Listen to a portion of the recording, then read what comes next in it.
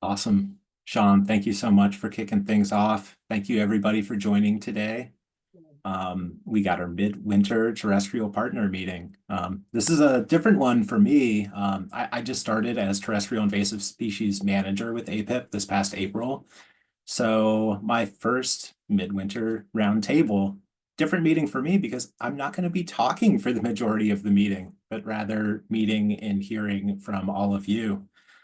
So a big part of this role so far has really been working with partners and citizen scientists, so many different teams and partners throughout the Adirondacks. I think for us to do the monitoring and control work that we do at APIP with invasive plants and forest pests would not be possible, certainly would not be as effective without everybody in this room and then so much more. So I feel very fortunate to have worked with so many of you already, met so many of you, but I think we can all stand to get to know each other even more, and we would definitely benefit from working together. So that's the big part of this meeting is introducing ourselves, talking about challenges and successes from previous seasons and goals looking forward, finding best ways that we can support each other. So things feel a little bit quieter, like Sean was saying, this time of year in terms of it's not like this picture in the middle of the summertime when we had a bunch of crews going out in the field. Lots of snow up here in the Adirondacks. Some cold temperatures, hopefully cold enough to knock back some of these forest pests. But some thoughts that are going through my mind as I'm planning for the following season is how can we engage citizens and communities, both be directive and inclusive, share safe and effective practices, prioritize our projects with feasibility and utility in mind. How can we work together to protect Adirondack lands and waters? So that's sort of my thoughts going into this meeting. And things are quiet, but certainly not with the forest pest hunters and the survey work that we do throughout the year. So I'm excited to share a little bit about that with you.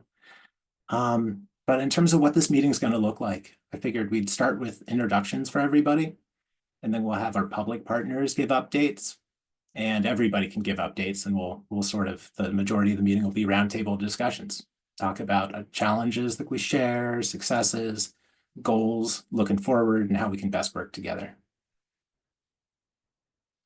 So in terms of introductions, I thought that we would have, there's so many people here, I wanted to divide it up somehow. So I wanted to hand it off to agency partners. We'll give updates later, but if we could just do brief intro, name, organization, and a goal you have for 25. So anybody here from the APA wants to kick it off? Yeah, I'm here. This is Liz Schuyler. I'm the supervisor of natural resource analysis, and my colleague Aaron Zeman, I think, is on the call as well, and he's our project analyst for the agency. But Aaron, I'll also let you say hi. Hey, good morning, everybody. Yep, I'm a project analyst for forest resources at the Adirondack Park Agency. So I've been sort of the face of the agency, attending invasive species meetings, both with APIP and the Invasive Species Council down in the New York State Invasive Species Council. Doing a lot of work with aquatics, and happy to be here. Awesome. Yeah, thank you both for joining. I think we have some folks from DEC on the call today too. I'm going to give a quick hello. Hi, I'm Keith Caro. I'm the manager of the rail trail. Just focused on working on the invasive species in the rail trail this coming summer.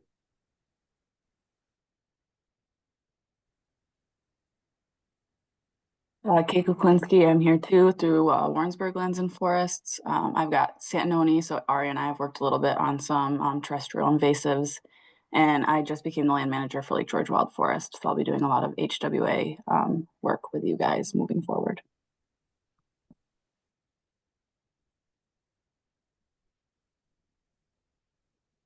Awesome. Thank you both for joining.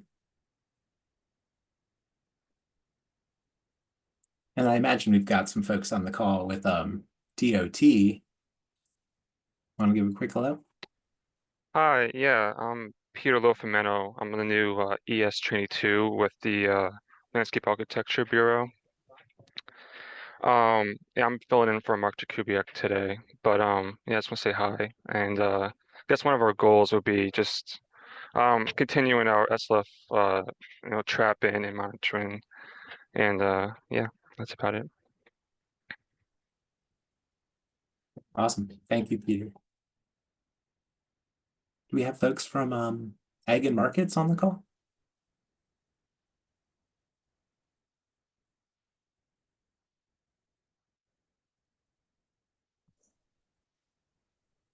We may, but Tom might be tied up. I thought Mitch O'Neill might Can you be hear me? joining from. Oh, we got Tom. Sorry. Go ahead. Sorry, I'm calling in on the phone, so I unmuted the phone, but not the presentation. So sorry about that. I am Tom Algeier, Invasive Species Coordinator with the New York State Department of Agriculture and Markets. And if I had a major goal for 2025, it would be the successful planning of the 2025 New York State Invasive Species Expo.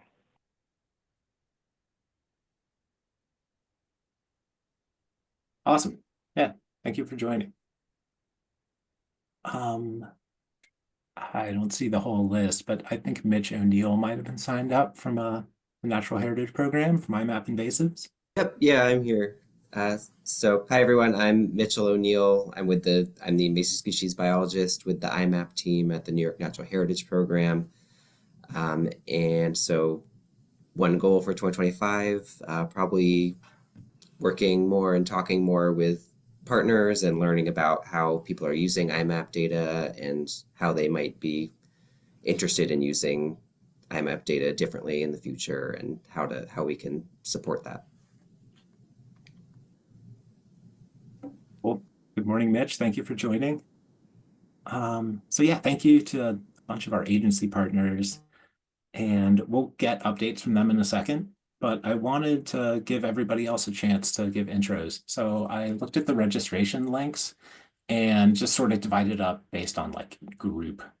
So figured we'd just go alphabetical order here, and then we'll have space at the end if I missed anybody. Is anyone here from the Adirondack Garden Club?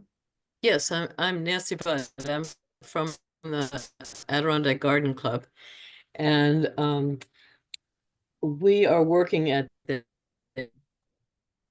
Essex Quarry Nature Preserve, and our goal for the buckthorn trees in a 1 to 2 acre area within the nature preserve. Thank you for joining and all the work you're doing at Essex Quarry. Someone here from Adirondack Landowners Association. They are, Ari. Thank you. It's Jim Townsend. I'm the senior advisor and counsel to ALA, and we are always interested in terrestrial and aquatic invasives issues and track your work, and are looking forward to everybody's participation in our spring conference, where I think Brian will be on one of our panels. So May 3rd, Adirondack Community. Join us. Very cool. Thank you for that, Jim. Thank you for joining. I wonder if Ezra or someone's around from Adirondack Research. Yep, Ezra here. Nice to see you.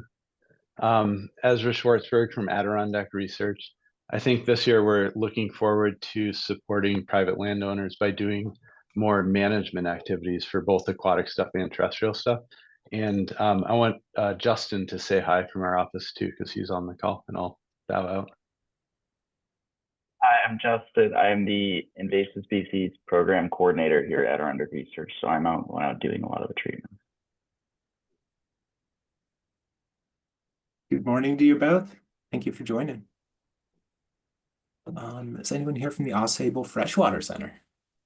Hi, I'm Liz Metzger. I'm a research associate with the Ausable Freshwater Center. I think I'll talk about it more in the update, but I think we're excited to work with some more partners on the native side of invasive species management. That's exciting. Thank you for joining. Oh yes, is someone here from Banjo Acres Mobile Grazing? Hi, yeah, I'd love to bring my camera up if I can. My name is Robin Abbott, and I am the co-owner with my husband of Banjo Acre Mobile Grazing. We are semi-new to the Adirondacks. We've only been here for a couple of years. And so our biggest challenge is to become familiar with where we can best impact the invasive species problem with our mobile grazing and keep things chemical free and light on the land as we go. We are super excited to get things rolling because we just established ourselves this year. Thank you for joining. Very nice to meet you. I think we had a person or maybe two folks from Canada Lakes Conservation Association register. Yeah, this is Marcus Harrison from the Canada Lakes Conservation Association, also from the Kroga Lakes Management Committee. And really just listening in today, I've already achieved my learning goals, learning about a mobile grazing team. I've never heard of that before, but that's very exciting stuff. But we've worked with APIP mostly on aquatic invasive species, but we want to broaden education amongst the lake associations down here in Fulton County about terrestrial invasives and see if we can really educate people and do a job of trying to remove them from the area. So I appreciate the work you're doing. Look forward to working with you this season and some educational efforts here in Fulton County.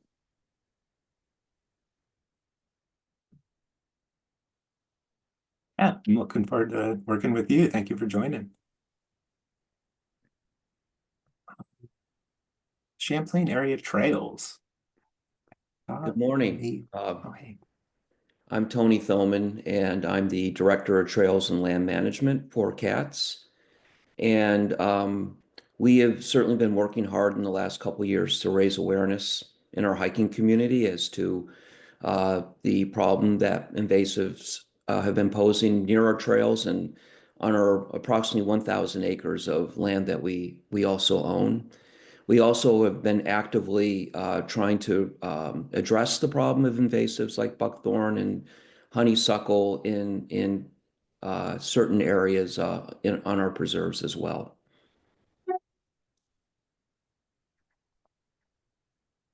Awesome. Thank you for joining. Thank you for the work that you're doing. And I think we got Ev on here who was saying hi earlier from East Shore Screen Lake Association. Yep, Ev McNeil here, calling in from sunny Sarasota, Florida. Sorry. We have some programs who are trying to manage garlic mustard, Japanese barberry, wild parsnip. But more important, we've recently joined the Lake George HWA Coalition and are now a member of that group. And we're in the process of providing them $10,000 to help with the efforts to control, manage, prevent HWA from getting into our watershed. Great seeing you, Ev. Thank you for joining. I think maybe Noah was registered with the Essex County Soil Water Conservation District. Yep. We're working with landowners and trying to understand all the players in the invasive species game so that we know who we can connect folks to and be able to continue to support your work and also landowners' interests. Thanks for having us. Yeah, thank you for joining. Do we have any folks from the Herkimer County Soil Water Conservation District?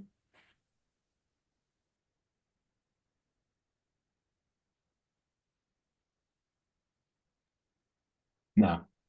Or maybe they're tied up. I think Gabby may have registered, but we shall see.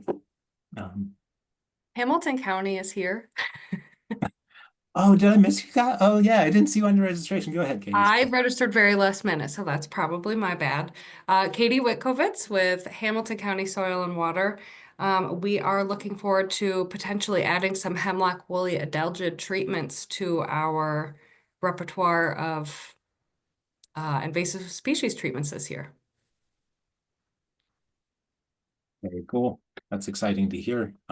I'm excited to support how we can. Awesome. Does anyone know Lake Clear Association?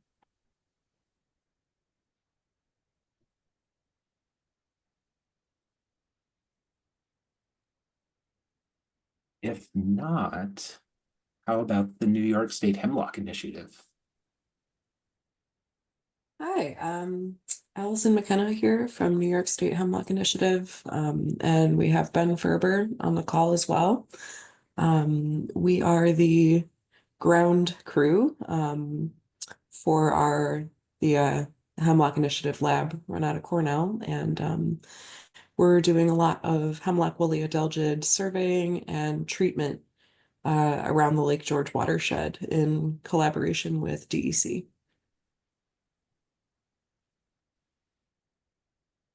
Thank you for joining. Thank you so much for the work that you're doing. Is anyone on here from the Warren County Soil Water Conservation District? Hi, I'm Teresa Hajos. I'm the district technician at Warren County Soil and Water. We do a lot of hemlock, woolly adelgid stuff. We did the HWA workshop at Camp Chichikuk last year. We do a invasive species removal week at Crandall Park with volunteers, a lot of stuff like that.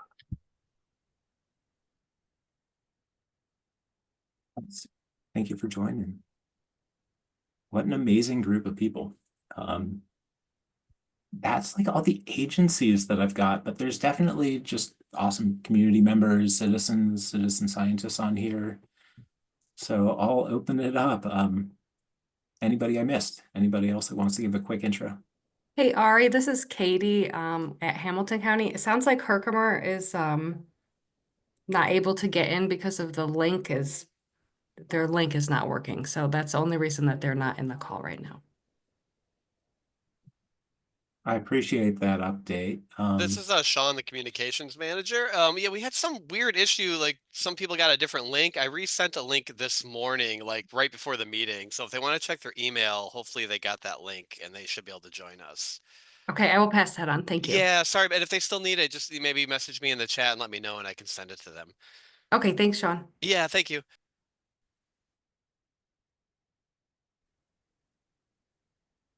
Oh yeah, I'm seeing in the chat that Stephen Young's in here from the Adirondack Botanical Society.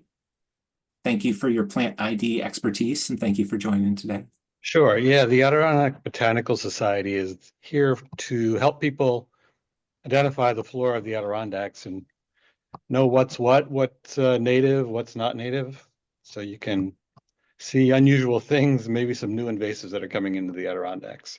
We have field trips. We do an orchid survey of the Adirondacks and some other floras like Valcour Island and the ice meadows down in Warrensburg. Also, we have what are called flash bots, which are, if you join our listserv, they're just spur of the moment field trips, which people can go on. We're looking forward to 2025 to having an IMAP training too.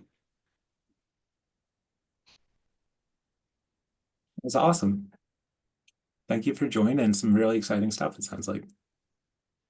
Barry, my name's Neil Chippendale. I'm with the Schroon Lake Association.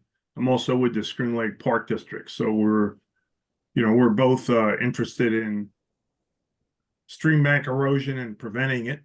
And so preserving hemlocks is a very important issue. So we're trying to join in with the efforts this year. I think you met with Roger Friedman on Monday about our involvement. So looking forward to that this summer. Yeah, thank you for joining. Hey, Ari, it's Bill Woodrick. I'm here with Ben Ferber this morning, and just I'll put a blurb out, that I'm helping with the Lake George Hemlock Coalition and doing a lot of survey work with both Ben and Allie from the New York State Hemlock Initiative and APIP in general. So. And whoever else I think I am, I don't know. There's a lot of things, a lot of hats I'm wearing, but just let you know I'm here.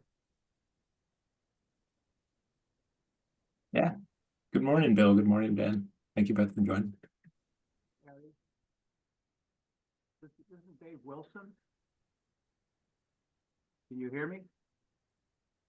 Barely, you're pretty quiet, Dave. Yeah, I'm with the Pacifico Lake Association. And I don't know if anyone's talked to you yet about that. I got here a little late. But we're concerned about the we have a stump dump where the town of Arietta puts in soil from along the highways, and then our residents take some of that soil and use it around their houses, and we're spreading seeds all that way of invasive plants. So the concern we have is trying to control those things.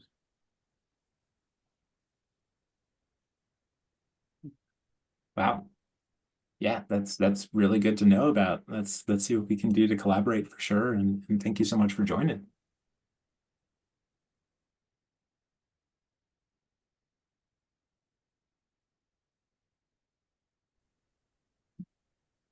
I feel like it's probably time for last call. Anybody else want to give a quick intro? For the APIP team, this is Brian Green, the program director. So really appreciate everybody coming here and talking about the terrestrial invasive species. And if you really like this and you haven't signed up, tomorrow at the same time, we'll be doing the same thing, but with a little bit more of an aquatic focus. So thanks for everybody coming out. We're really looking forward to working with you in 2025.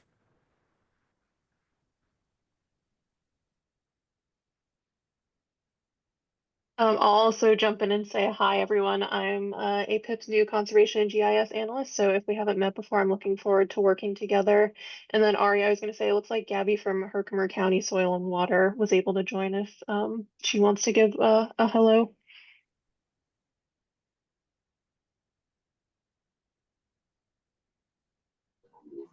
Hi, yeah, sorry, I was having some problems getting on, but I am here. Awesome. Thank you for joining. Sorry about the link mix-up. We were just finishing up doing quick intros. If you wanted to say hi to the group, introduce yourself, say who you're working with and a goal for 25. Yeah, so I work for the Herkimer County Soil and Water Conservation District. We have a Japanese knotweed program here in our county. Our 2025 plan is to continue with that and maybe learn some more in the northern part of our county. Awesome. Thank you for joining. Before I move it on to agency partner recaps, am I missing anybody? Anybody else want to do an intro?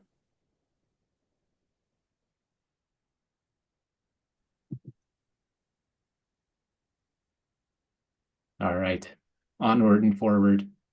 Again, I'm so glad that you all could join today. Thank you all so much for the work that you are doing and the work that you plan to do. So, what do we got next? If folks need to run or get a call or anything, meeting's going to be recording. It'll be posted on our YouTube channel within the next week or so, I would say. And everybody's probably got access to the chat. So if you've got a link or like project you want to share with the group, that would be a good way to do it as we're discussing things. But now, public partners. So I thought I would give a really quick recap for things that APIP was up to in 2024 and things we're looking forward to in 25. We have the annual report submitted, and that'll be available very soon. So we are excited to share that with everybody. That's a program-wide recap of terrestrial and aquatic work that we've done the past year, education and outreach. So that's going to be a really good report. We do ask that any partners that we worked with in 2024 submit the survey so we can update our partner dashboard. It's just a really great way to highlight in terms of like the nuts and bolts, being able to quantify all the great work that we do together. So very quick recap for 2024 APIP work. I'm kind of going to fly through it and give everybody else as much time to discuss, but it was a monumental season. We did a ton of monitoring, as you can see, over 2,200 different sites. We had a in-house Nature Conservancy employee, 2 seasonal positions, a campground steward and an assistant, as well as a 4-person contract crew. So we really hit the ground running, rights of way throughout the Adirondacks, as you can see in this map, and control at over 400 mapped patches. State lands, state and county rights of way, private property, and in terms of what plant species, I really wanted to highlight the emerging species. These are, I think, an ask of APIP to partners today is really keeping an eye out for some of these species. Their distribution isn't widely distributed, or at least widely known in the region. So if folks could keep an eye out for these and report IMAP invasives, that would definitely help APIP out. So existing projects we've already got, Ailanthus, Tree of Heaven, and Japanese Angelica tree, as well as swallowworts, and then trying to figure out where Japanese stiltgrass and wineberry are, treating known populations, as well as only populations of Scotch broom and mile emitted. We are currently treating the only known populations of those invasives in the Adirondacks. So in addition to invasive plants, doing a lot of forest pest work, EAB traps to delineate spread. We concluded the year 2 of 2 of EAB biocontrol parasitoid wasp releases. So now we are going into year 1 of 2 of monitoring to see if they established. So that's a very exciting project. Thank you so much to all of the partners that helped with the setup and monitoring of spotted lanternfly traps at high use and highly visited areas where introductions from other regions might be more likely. I'm hoping to continue that program on and collaborate with partners going into the year. And as always, thank you so much to the forest pest hunters. We're in the middle of our hemlock woolly adelgid winter survey season, and we'll be doing our, I think it'll be our 5th year of beech leaf disease surveys this coming summer. I think other partners are probably going to touch on what's going on with the Lake George Hemlock Coalition, but really amazing work, both in terms of surveys and treatments on a watershed level. And APIP's also working on long-term monitoring plots for imperiled species like ash and hemlock, both to track the presence of invasive forest pests like hemlock adelgid and EAB, but also with future plans of looking for lingering trees that may have some sort of natural resistance to these pests. So what are we doing going into the new year? We are currently hiring on the terrestrial team an assistant and steward. Those interviews are ongoing. We will be working with a contract crew again this coming year, and we are hiring an aquatic invasive species manager. So keep an eye out for that. That will be posted very soon on the Nature Conservancy careers website. New forest pests on our radar. We want to expand targeted surveys for red pine scale, elm zigzag sawfly, southern pine beetle, things that are definitely issues in New York State and in neighboring regions. We want to keep an eye out for their presence in the Adirondacks. So yeah, that's really quick recap of a lot of awesome stuff that APIP's doing. I tried to keep it short because I want to give everybody else a bunch of time for their updates too. So how about an update from the Adirondack Park Agency? Aaron, you Well, want to take okay. it away? Thanks. Sure. And feel free to jump in, Liz, if you got anything to add here. But as a regulatory agency, the Adirondack Park Agency is responsible for reviewing potential impacts to park resources based on whatever the proposal is that we're looking at. So as a regulatory agency, we don't do active management or active monitoring in projects specifically, but we are involved in permitting related to invasive species projects. So basically that does mean if it's something that's involving wetlands or a pesticide use in wetlands or or something along those lines, we would get involved through permitting. And APIP, of course, is holds the general permit for a lot of those actions. And if they're working with you on some sort of project that requires agency involvement, they're likely already on top of it. So yeah, we're on the regulatory side of things.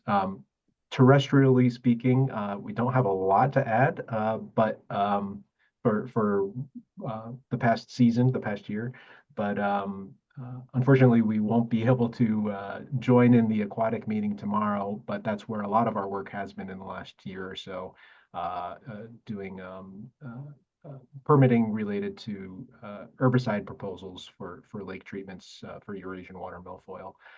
And if anybody's available tomorrow, actually at the same time as the the aquatic partner meeting, we'll be giving a presentation to the Adirondack Park Agency Board on 8 projects, herbicide projects that were undertaken in 2024, and presenting the results of those to the board and to the public.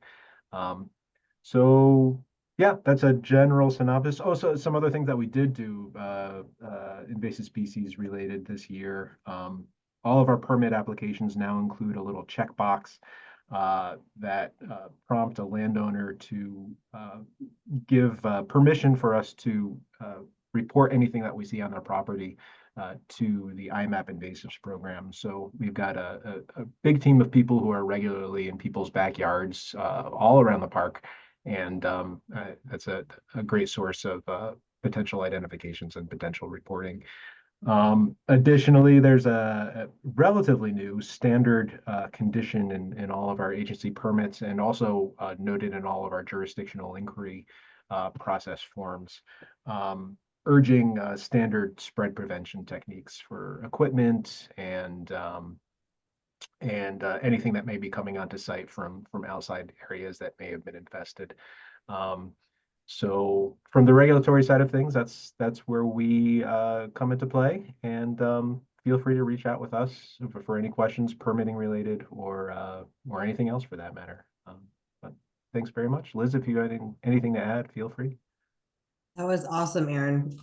Great job. The only 2 things I wanted to add, like Aaron said, since we won't be able to participate in tomorrow's aquatic invasive roundtable, we are looking to hire an intern. Again, we had one last summer who helped us map submerged aquatic vegetation.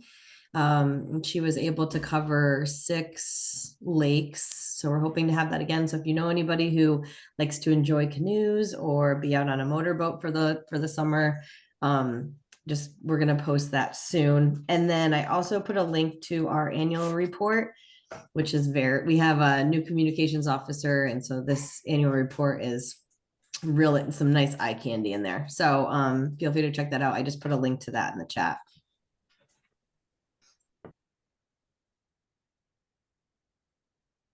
Very cool. Yeah, I'm excited to check that report out. And thank you both so much for your updates.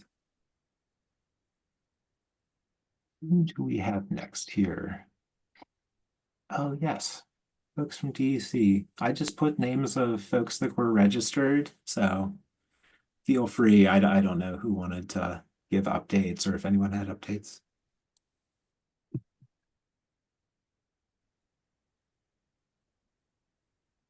I can go ahead. Kate Kuklinski, Lake George Wild Forest. So the biggest update for us is the hemlock woolly adelgid. The Lake George Coalition has had our first in-person meeting a few weeks ago. So we're getting ready for citizen scientists to get out and start monitoring some more trees and working on some access for next winter for some of the more remote areas and areas that have private property that some of our forest pest hunters need to get to. So I'll be collaborating with some of our partners on that as we move forward and as I get more familiar with some of the projects that we've been doing in Lake George Wild Forest.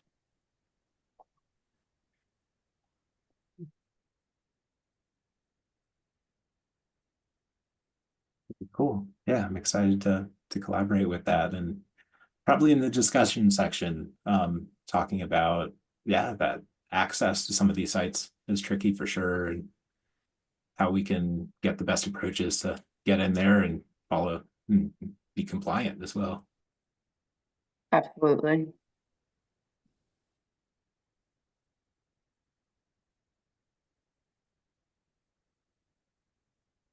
any other updates from DEC before we move on with agency partners? Hi, this is Keith. I don't have anything new to add. No, no worries. There'll be plenty of time to talk about things during the discussion section too. I'm definitely looking forward to working with you on invasives on the Saranac Lake Rail Trail. So far, so good. So with DOT, is Peter still around to give a quick update? Yeah, give a quick update. For DOT's invasive monitoring, treatment, and BMPs, NISDOT continues to monitor and treat invasive species at our facilities and right-of-ways. Capital projects are surveyed for terrestrial invasive species, and have found they are treated or removed prior to construction. And NISDOT mowing practices in Adirondack Park are limited to single pass to avoid rut-in and scalping on sand slopes. And NISDOT also cleans equipment prior to arriving on site. If earthwork equipment is contaminated with invasive species on site, the equipment is cleaned prior to move into uncontaminated areas. For training and outreach, a couple of the trainings that we do include tailgate trainings, which target maintenance staff, and the topics include ditching and mowing BMPs and invasive identification. Herbicide training, which involves training maintenance staff for herbicide applications, including invasive species identification and treatment options. And the guidance for seed and soil management in the Adirondack Park is near completion. It will be issued in 2025 as appendices to the NISDOT guidelines for the Adirondack Park. And NISDOT's Spinal Lanternfly initiative. NISDOT continues coordination with ag and markets regarding SLF trapping and monitoring. And in 2024, NISDOT tracked 130 plus traps statewide. And 23 of those traps were installed in Adirondack Park, including 9 new traps in 2024. And no SLF was found in any NISDOT traps in the Adirondack Park. For invasive research funded under the State Planning and Research Program. The first project is the swallowtail control, which closed out in October 2023. The application to extend the research started by Dr. Dylan Perry from SUNY ESF has been submitted, and we are awaiting funding for that. The SLF eDNA research project with Rutgers University concluded in 2024. The project investigated eDNA sampling as a method to detect SLF in the state's right-of-way. And the project tested 11 sites, with 5 of them within the Adirondack Park. And no SLF eDNA was reported, and the NISDOT is seeking additional funding to continue research with that. The Phragmites biocontrol research project is ongoing, and NISDOT is working with Cornell researcher Bern Blasi, and the focus of the project is to obtain a USDA permit to release a biocontrol agent, and we are currently reviewing the 2024 annual report. And last is the knotweed biocontrol research project. We submitted application to State Planning and Research in 2024 and are waiting funding. NISDOT's pollinator initiative. In preparation for the listing of the monarch butterfly as endangered, NISDOT submitted an application to join the monarch CCAA in May 2024. We received a certificate of inclusion in November and currently await the signature for that. And once enrolled, NISDOT will have 1 year to develop an implementation plan for conservation measures on approximately 7,800 acres of its right-of-way statewide. And then lastly, a few project activity highlights in the Adirondack Park. The High Peaks Rest Area Pollinator Project on I-87 in Region 1. This is a collaboration between NISDOT and ADK Action to establish a pollinator garden at the High Peaks Rest Area in spring 2024. The invasive monitoring at the Alder Creek facility, which continued in 2024. The invasives were identified. No invasives were identified. However, the ditch line on Route 12 in front of the Salt Dome had Phragmites and was treated in 2024, and the monitored regrowth will occur in 2025.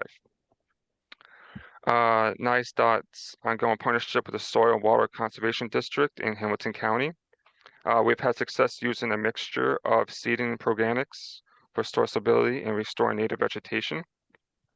And all locations in Hamilton County were inspected in 2024, and no areas require additional seeding or stabilization. And then lastly, the evaluation of the Japanese knotweed stand near Campbell's Diner was treated in 2024 and will be monitored for retreatment in 2025. And there is no treatment necessary for the Phragmites sites on Route 28, and the sites will be monitored again in 2025.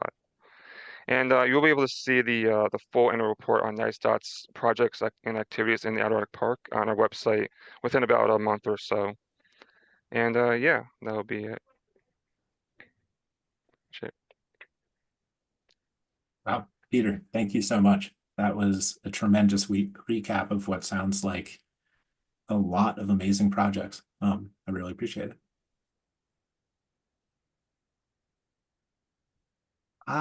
The New York Agency of Agriculture and Markets. Do we still have some? Well, it's kind of mislabeled there, but it's Department of Agriculture and Markets, not agency. So, close enough though. We know who we are. We want to thank APIP for their participation once again in SLF trapping, and another successful year as we were trapping and with no positive confirmations within APIP. In addition to that, box tree moth continues to spread eastward along the lakeshore, inching closer and closer to the APIP PRISM. It's in your neighboring PRISM to the west. It's Lilo. However, the quarantine area does touch in the northern and western counties of APIP. The new quarantine encompasses 34 counties, so about just a little over half the state. So basically the west side of the Adirondacks all the way down to the Pennsylvania border. So we're continuing to monitor for that pest as well. It has a host list of boxwood, euonymus, and holly. However, it's never been found on holly or euonymus in the United States or Europe. But we continue to monitor that on box tree or buxus, which is in the United States we call it boxwood. However, this pest was named in Europe where it was devastating in Eastern Europe into France. So moving on from there, we look forward to another new year. Our new Cooperative Agricultural Pest Survey Coordinator, Jamie Lynn Woodside, will be working with our horticulture inspectors throughout your region, trapping for pests not known to exist in New York State or within the Adirondack PRISM, nurseries and garden centers and other high target areas such as that. Our internal staff will be doing those trapping and visual surveys. However, last year we had no detections within the Adirondack PRISM of any of the CAP's target pests. So, and we appreciate your input. I believe I don't think it was Sean. Someone attended, I think, from APIP to the planning meeting back in July, I guess it was. We always encourage the PRISM leaders to attend, or at least the terrestrial coordinators to attend, and add input of additional pests of concern that are not located within the state yet that we can continue to monitor for that are also agricultural pests. So, well, thanks for your time, and that's the only update I have. Thanks. Yeah, thank you. We really appreciate all the work you're doing.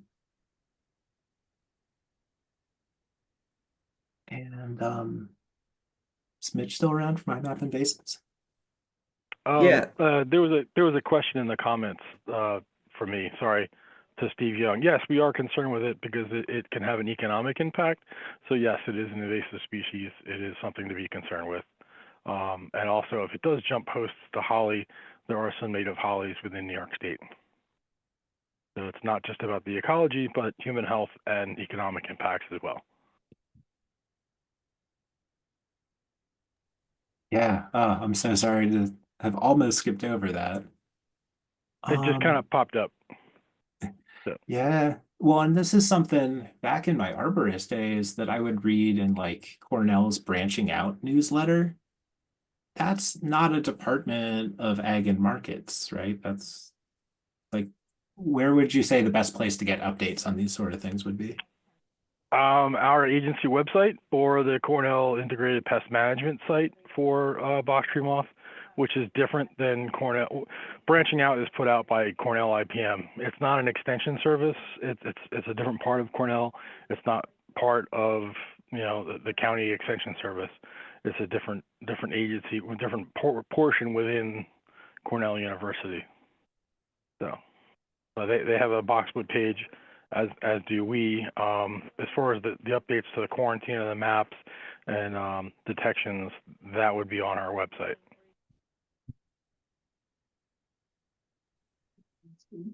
Very cool. Yeah, I appreciate that. Cool. Well, we will have time to discuss more, but I want to keep going with updates for the time being. Is Mitch O'Neill here with IMAP Invasive? Yep. So I can give a couple brief updates. I'll post something in the chat.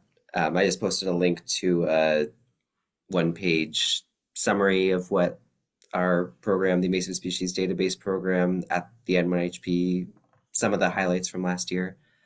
So that includes that we got over 50,000 records when you add together the presence records not detected in treatments that have been submitted to IMAP in New York in the past year.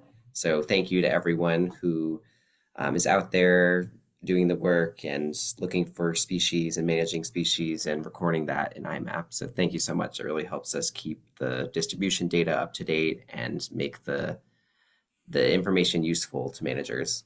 And so that data will be used in all sorts of ways. One example is the species tiers process. So each year we use the IMAP data to sort species based on their abundance, and then those results get sent out. So the Adirondack results will be sent to APIP staff, and then that information is used to sort species into management categories. So we really appreciate all the work people do to get their data into IMAP, because it really is very valuable and used in several different ways. One thing IMAP also does is try to keep our tracked list up to date. So there's always new species, unfortunately. And so we've added quite a few over the past year. I'll just give two examples that might be of interest to this group. So red pine scale was mentioned. That recently was found in the Lake George, on an island in Lake George. You might have seen there was an article on it in the Explorer and also the Almanac, I think. So that's now in IMAP, so it's reportable if you happen to see it, and you can also set up alerts for it now if you're interested in seeing if it pops up anywhere else. And one other one is Euonymus hamiltonianus. That's Hamilton's spindle. It looks very similar to the more common burning bush, Euonymus alatus. And I can send a thing about that in the chat in a second. So those are just two new species that have been added. But there are, of course, so many species. And Ari already talked a little bit about the emerging species they're focusing on. So I encourage people to go to APIP's website to see kind of a more targeted list of priority emerging and established invasive species. And lastly, just want to mention that we do provide several different reporting options for IMAP invasive, so a couple different apps that people can use. So as people think about their field work for the 2025 season, we encourage you to check those out and feel free to reach out to us if you have any questions. Thanks. Thank you. I really appreciate all the work that you do and that IMAP Invasive's staff does. I love maps and I love data, and goodness gracious, you guys really are a clearinghouse for those things and a tool for so many partners to be out in the field anywhere in the region, or shoot, anywhere in the country practically, and be able to access this information in terms of current distribution and then put in their own findings and have more. It is not always great news to see those distribution maps grow, but I think like actually understanding what's going on the ground is imperative, and really appreciate the IMAP Invasives folks for being such a big part of that. Thank you. I believe that is everybody from the partner agencies. Before we open up just updates from everyone else, do we have any questions to circle back to the partners with? If not now, it's okay. We'll have discussion coming up soon here. Going once, going to group discussions. So yeah, I'll open up the room to everybody. I guess I'll start with someone that is not able to attend today, George Spack, who I believe is based up in Syracuse. So I'll give a quick update on his behalf. Let's see here. He worked with Adirondack lime timber sales, controlling terrestrial invasive species, 30 sites in all 8 Adirondack counties, a lot of monitoring with some active management still ongoing. And he's also partnered with folks like the Lake George Association and private landowners in the Lake George watershed to manage Japanese stiltgrass. So if he were here, I would ask him to put those points in IMAP Invasives, and maybe they're already in there, but that's where my mind goes. I'm keenly interested in Japanese stiltgrass anywhere within the PRISM, but because all the known populations are right around Lake George, not just the shoreline, but all within that watershed, that's one where contacting APIP directly and or posting an IMAP Invasives is really imperative with that species. So thank you, George, for the work that you're doing with the monitoring and control. And there's a George update. Does anybody else want to give an update or collaborate with folks?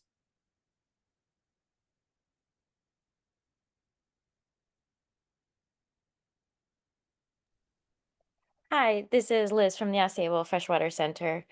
So something I guess that's a little different that I wanted to bring to the group is last year we started the Osceola Conservation Nursery.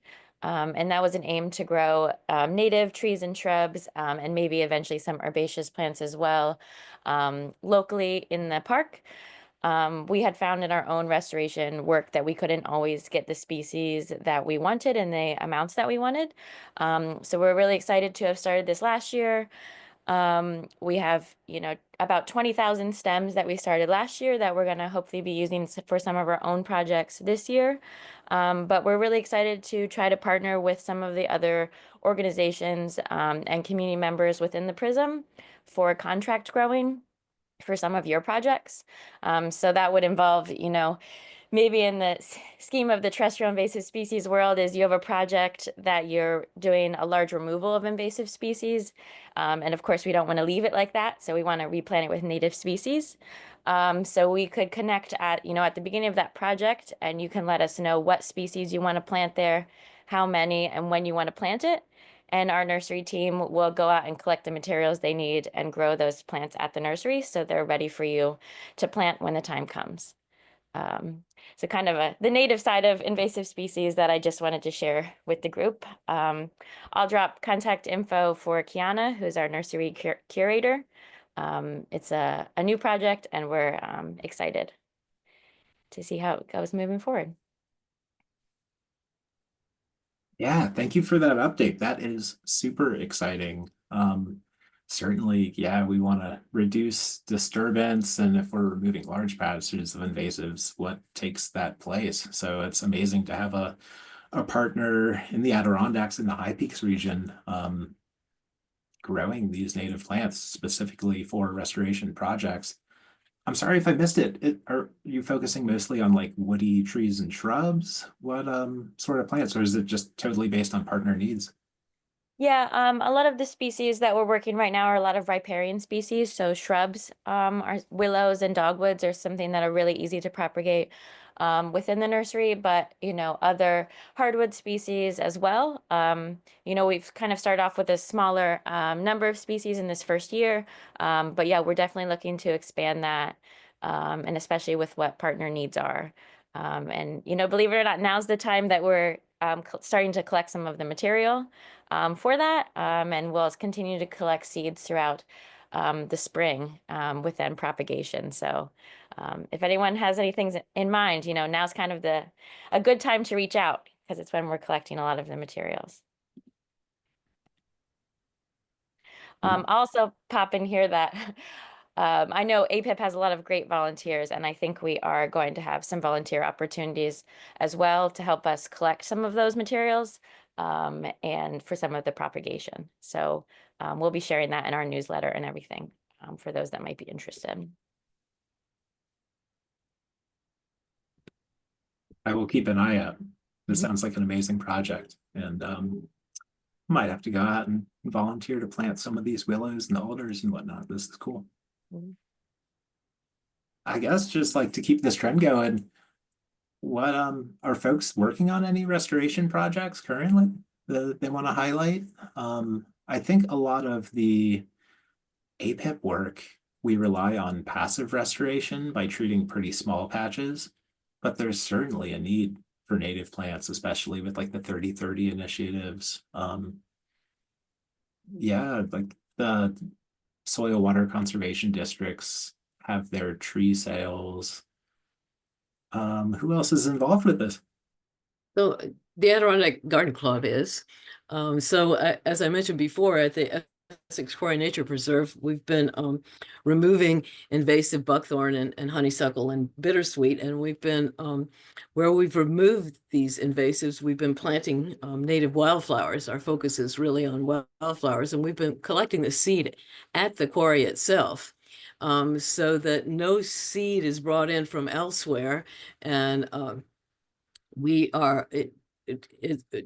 everything is contained within the quarry, and mostly we're planting asters and goldenrods and Joe Pye weed and other types of thimbleweed, very common wildflowers, but that's what we've been doing.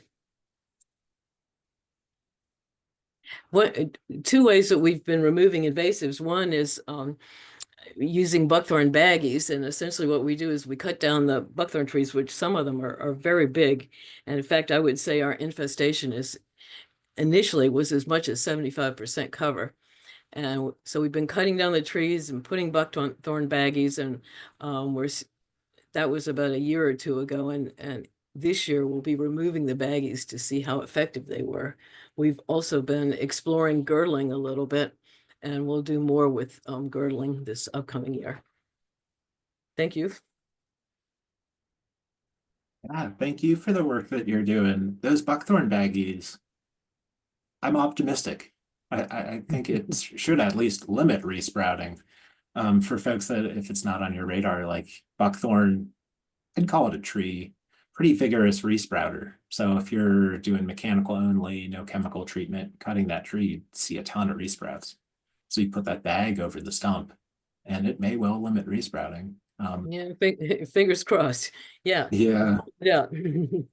Well, and it's certainly like the short-term effect is noticeable when you walk around Essex Quarry. I mean, you guys are helping out that forest, and the question is, does it stick? Do those treatments stick? And I think the buckthorn baggies is a good approach. It was interesting. I was just presenting with Chris Williams from the Capital Region PRISM, and he was talking about potential bush honeysuckle mechanical control technique, where if you've got bush, it's a bush, but goodness gracious, those things can grow awfully big, multiple inches DBH. But cutting it a couple feet off the ground was a strategy that maybe would limit resprouting versus being cut right at the ground, and that actually triggering a different growth response in the plant. So, I mean, depends on the scale of the project. I think it's hard to know that you might see some regrowth if you're cutting, but at multiple feet, but limiting resprouting, certainly cutting before things go to seed. Sound like some good non-chemical measures to at least prevent spread and further spread from going to seed, versus just doing nothing and the seeds go wherever they may. Oh, that's interesting. Oh, I apologize. There we go.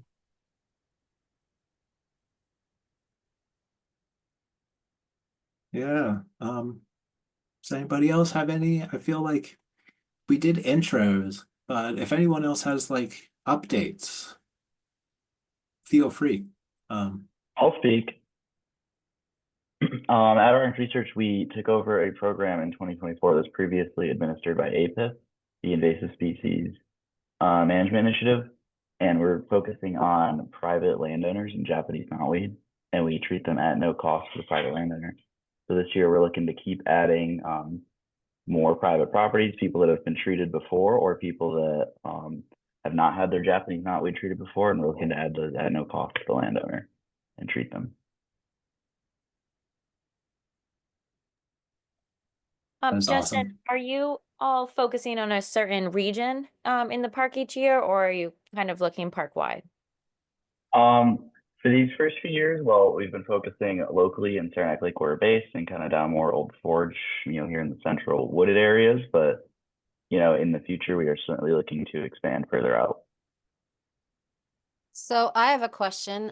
My name is Diane Dreyer. I live in Brant Lake. I have about a 400 and 500 foot wall of Japanese knotweed on my 14-acre piece of property. It grows along the bank of a water source. How do we sign up for your treatment program? If you go on our website, adkres.org, there should be a link right at the top that goes to the Invasive Species Management Initiative, and from there, there's more information and more links. I can drop our website in the chat. That would be great. Thank you. Mm-hmm.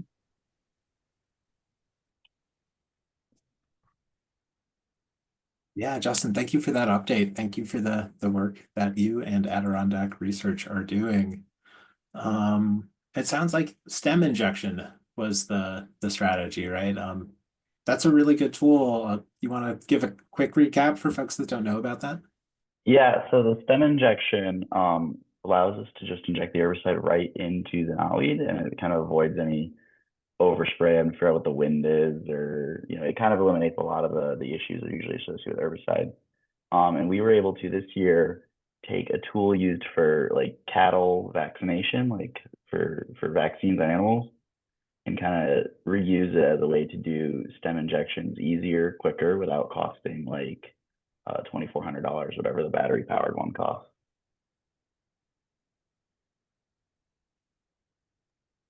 That's fascinating. So if folks are interested in stem injection, I think you've got a pro in the room. So that's awesome. Thank you again for the work you're doing. Does anybody else have updates about different things they're doing, projects that they've got going on?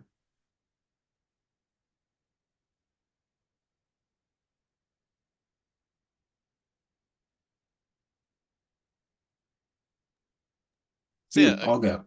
Quick question for that's okay. A question for Justin. This is Sean with the communications manager with APIP.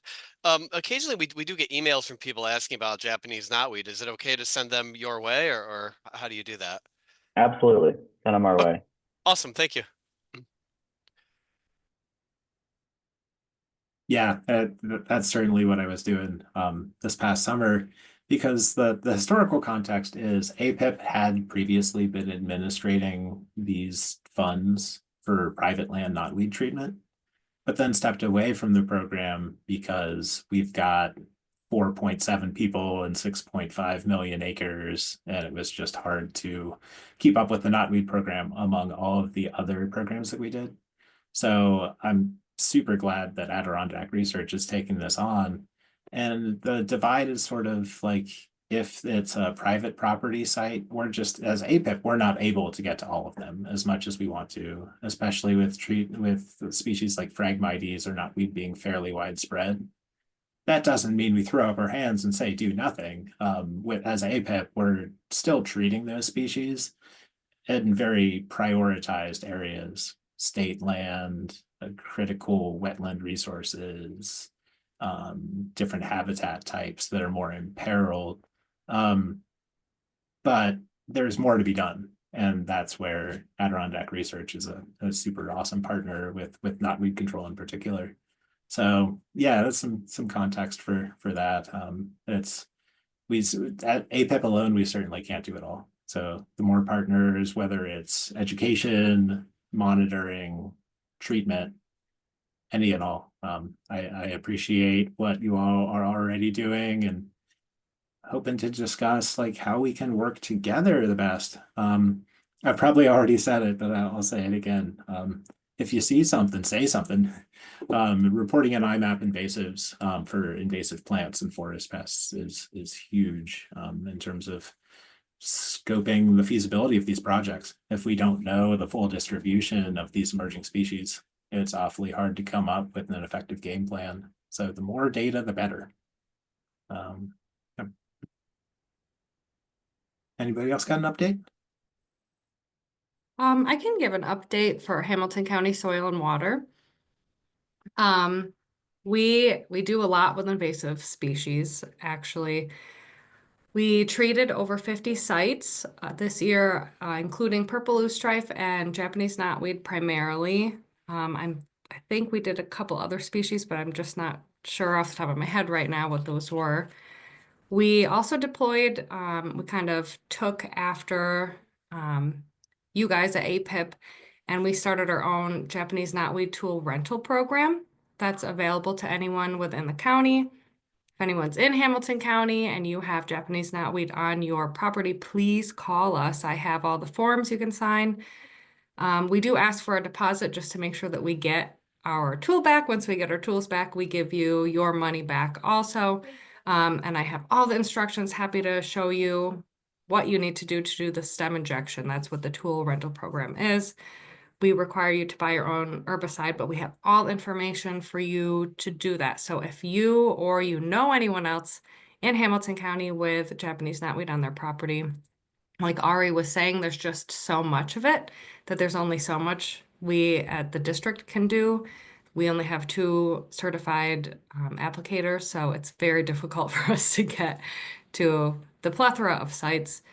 We were able to focus pretty heavily on purple loosestrife and the right-of-ways in the county this year, so we feel pretty happy with the dent we put in that. We did deploy emerald ash borer trap in 2024. We will do that again. It is just on our property on the county, but we do have some ash trees here, so we annually hang that up. Luckily, we have not found anything yet. We are interested in partnering. Ari, I'll probably reach out to you and maybe Brian about forest preserve treatments. We had talked previously about partnering I know you have a whole list of forest preserve invasives that need treatment. And so Lenny, our other technician, and myself are interested in seeing if we couldn't partner with you to make those sites a priority. We do have some funding where we are planning on potentially hiring out someone to come and treat some knotweed sites, but that's just sort of in the works, just because truly Japanese knotweed's treatment time is our busiest time of the year, and we're just not able to get to all these sites. Let's see what else. We are interested also in starting to do some hemlock woolly adelgid treatments. We don't have any confirmed sites of it here in Hamilton County. We're pretty sure that it probably is here, so we want to be proactive and hopefully start treating in maybe some of the surrounding counties just to get our foot in the door, make sure we know what we're doing, have all of the tools and chemicals that we need on hand. So we're really looking forward to starting to do some hemlock woolly adelgid treatments this year. And we continue to do all sorts of invasive species outreach. Ari came to our 45th annual Conservation Field Day. The kids remember I was just in the schools, this past month, and I asked them about it and they said, oh, I remember about the trees and the invasive species. And so that was really great. Thank you, Ari. Yeah, actually this month we're doing an outdoor skills day where we are going to have school age kids with snowshoes, and we're going to take them out and teach them how to do hemlock woolly adelgid survey. So we're really looking forward to that too. And I think that's it. Thanks. Yeah, thank you. Oh, I hope those kids remember me for good reasons. I just remember like opposite alternate with the ash branches, and that was a good time for sure. There was a couple that said it was their favorite, Ari, just saying. Hey, I'll believe it. That's awesome. And definitely be in touch in terms of like hemlock treatments. Maybe folks from Lake George Hemlock Coalition can get into it a little bit, but I think a lot of the things going on to the watershed to your guys east can be replicated. I think doing the surveys is the great first step in terms of like the where and the what, but in terms of the how, in terms of like what treatment options are, happy to be a resource there, as well as I've had folks from like the New York State Hemlock Initiative as well. So yeah, that's, I hesitate to say exciting development when it's an incoming or emerging forest pest, but I think better to be proactive versus reactive with something like that. Yeah, and something that I'm really interested in is, I mean, our part of the Hemlock Initiative's work is mostly taking place in the Lake George watershed right now. But were there to be any observations of hemlock woolly adelgid elsewhere in the Adirondacks, that's definitely something that Hemlock Initiative would be really interested in providing assistance with, or helping to survey for. We're really trying to contain the woolly adelgid to the Lake George area. So if there are observations in Hamilton County, that's definitely something that that we'd be super interested in knowing about. And I really like the idea of the proactive approach as well. I can also give a short update on what we've been up to with Nishi in the Adirondacks, if you would like, Ari. Yeah, that would be awesome. Okay, awesome. So this past year, 2024, was our two-person ground crew's first season out working in the Lake George watershed, and we have gotten a lot of really good work done. Our crew in 2024 surveyed something around roughly 8,000 acres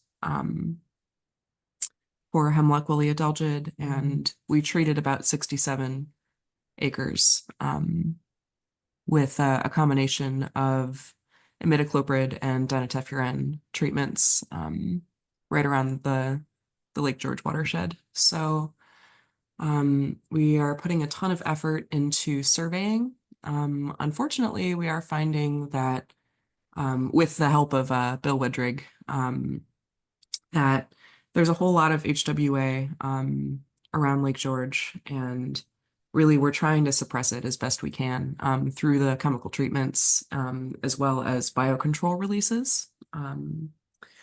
We did, I believe, 2 biocontrol releases in 2024 right around Lake George.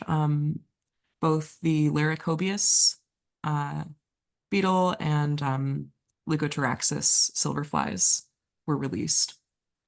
What else?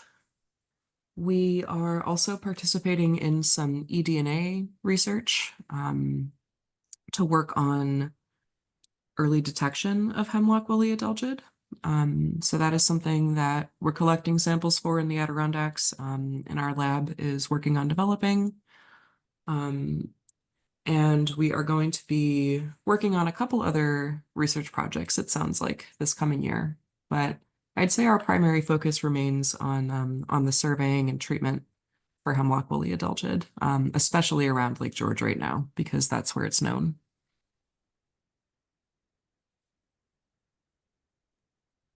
Yeah, And that's thank just you. a quick little niche in a nutshell. Yeah, you guys are doing so much awesome work. It's definitely appreciated for sure. And it sounds like within like niche. I've been pronouncing it wrong this whole time. Um, I've if heard we it get both an ways. like I assume we're all looking at IMAP invasives, but like would you be the best point of contact if we get a report of a deluge outside of the watershed? Side of the watershed. Yes, I would be happy to receive that. And then also my supervisor, Mark Whitmore, is a good person to talk to as well. But IMAP really is, I think, the most efficient way to report things like that. Yeah, that makes sense. Really appreciate all the work you're doing. Thanks, Ari. Yeah.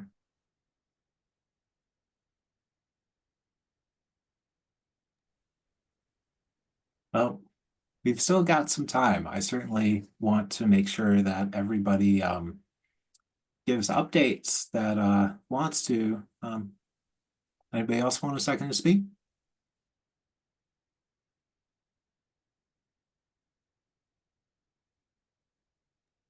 Ari, I have a question to throw out to the group. We are, with our mobile grazing business, we are just starting, and we're a little concerned about biosecurity and possibly taking things to places from one site to another that we don't want to. Is there a good resource for us to kind of look at as far as the best measures?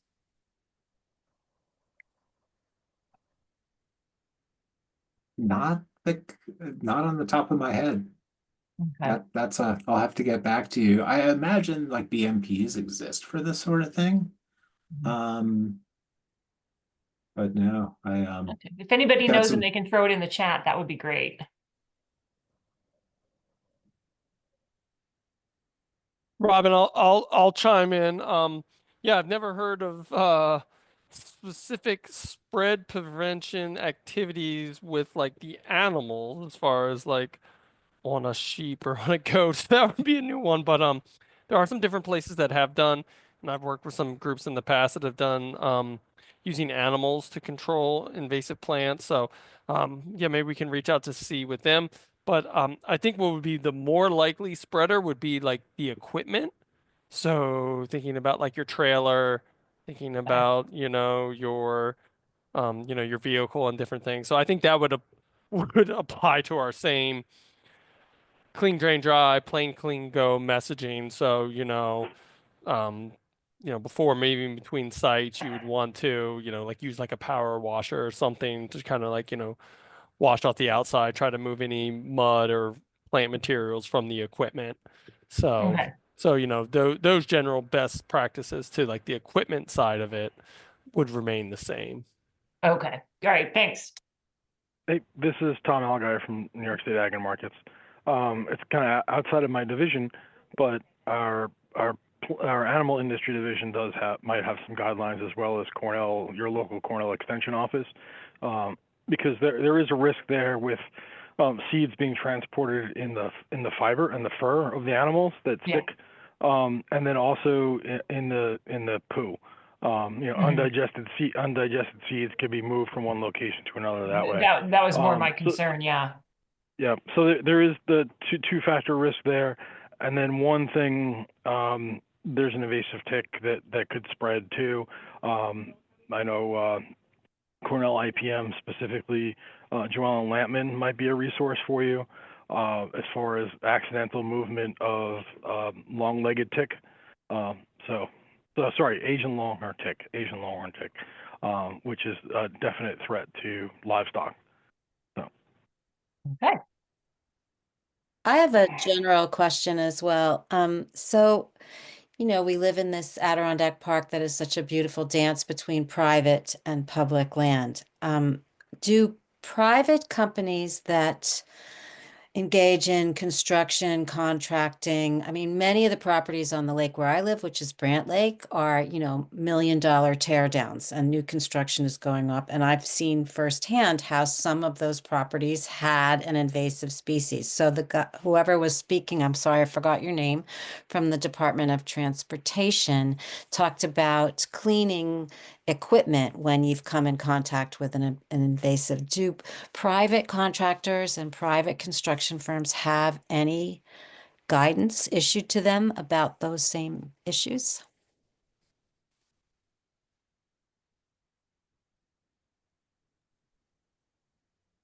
I would hope so.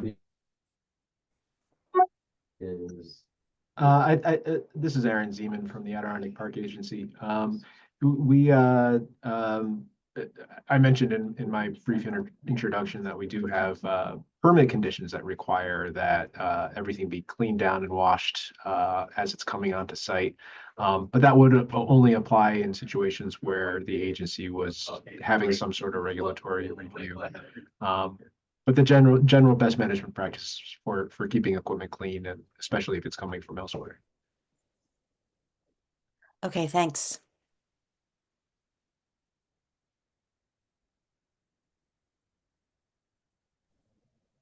Yeah, that's a Diana, super- part of this is just, part of the continual education and outreach that, that both APIP is doing and other partner organizations. But yeah, just, speaking to your local community, having you be a voice in your community to say, hey, when people are, if your neighbor or somebody is doing a project where they're having, heavy equipment, like, hey, could you make sure that, you might want to check that these equipment is washed down and clean before it comes on your property, because wherever it came from, and who knows, downstate, Connecticut, wherever, it could potentially, spread some invasive species. We talk about the same thing with boats, clean, drain, dry. We want everybody to make sure when they're moving their boats from one water body to the other, they're taking the proper steps. And so, the good thing is that the vast majority of people, when they know about they're simple and easy steps that they can do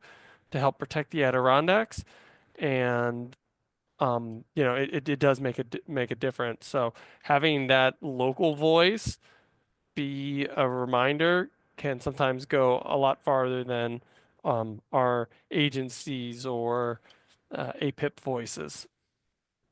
I agree, Ari, but I would also, I think my community particularly, and that's the only community I can really speak about with any kind of authority, is very, very good at making the residents aware of invasive species as they relate to the aquatic health of the lake. Not so good in terrestrials. That's my experience, is that, people are less aware of what even is an invasive, let alone what to do about it. So it is a problem, I think, for our community, and I have had a voice, but I don't know that, there's a broad consensus of how to educate people on what's an invasive species and what isn't, and what you should try to eradicate or limit or replace with natives, or and and the amount of building that goes on now since COVID has been kind of remarkable to me. But that's okay. We move forward. We do what we can, and I will. Thanks. No, I appreciate these concerns and appreciate the work you're doing for sure. I think in terms of like the messaging side, we certainly try to get as many places as we can. But I think like a lot of the outreach materials on the APIP website are like good fodder in terms of like, this is the why. But I really appreciate you reaching out and trying to prevent these things from spreading and push people towards control and restoration. It's appreciated for sure.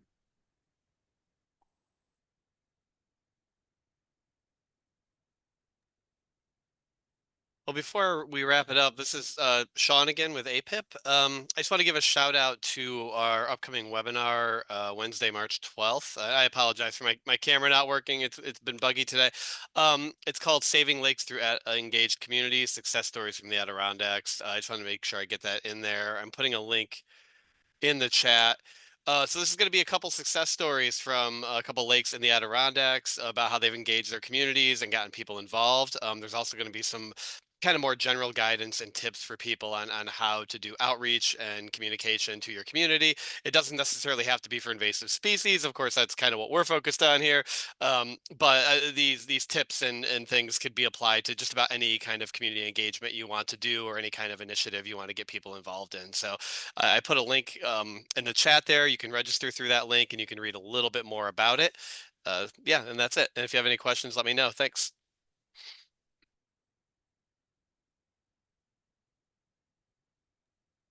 Yeah, thank you, Sean. We're looking forward. Let me get back there. We're looking forward to this March webinar. And yeah, the more communities we can get engaged to reach this common goal of healthy lands and forests, the better. On the terrestrial side with APIP, the Forest Pest Hunter program for hemlock woolly adelgid is ongoing until it gets too warm and the crawlers come out. So we'll be out there surveying through March till beginning of April, but I'll be in touch in terms of when that survey cutoff is. So adkinvasives.com, our volunteer page has a bunch of great information about the forest pest hunters. Soon on our website will be our annual report from 2024. And looking way into the future, I'm excited to host a partner training day for seasonal or permanent staff from partner agencies. Historically, that's been the first week of June and hosted by APIP staff and myself. So that's looking forward with APIP things. Thank you all so much for joining. I feel so lucky to work with you and to be continuing to partner with all of you. Thank you so much. I feel like with a room this big, it's hard to sort of coordinate. I don't want to skip anybody. Does anybody have anything to say that we didn't get to yet?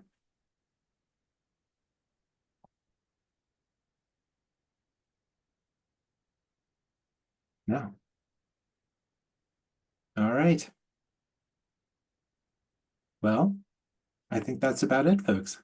Thank you so much for joining. Thank you for everything you're doing. We'll close out the meeting. Have a good rest of the day.